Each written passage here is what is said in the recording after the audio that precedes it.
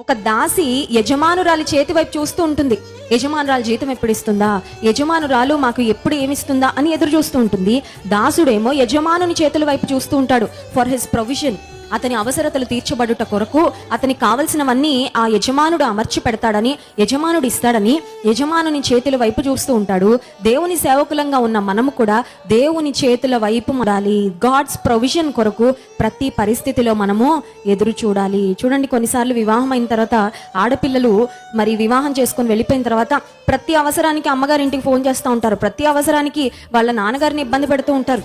నిజానికి నువ్వు అమ్మా నాన్నల మీద డిపెండ్ అవ్వడమే నేర్చుకున్నావు తప్ప దేవుని మీద డిపెండ్ అవ్వడము నేర్చుకోలేదన్నమాట. మన బిడ్డలకు కూడా మనం నేర్పించాలి. వారికి ఏ అవసరం వచ్చినా మన దగ్గరకు పరిగెత్తుకొని రావడం కంటే దేవుని దగ్గరకు మొదట పరిగెత్తుకొని వెళ్ళాలని. ఎందుకంటే దేవుని మీద ఆధారపడడం వాళ్ళు నేర్చుకుంటే వారు అన్ని విషయాల్లో జీవితంలో చాలా శ్రేష్టమైన మరి స్థితికి, ఉన్నతమైన స్థితికి వారు వెళ్తారు.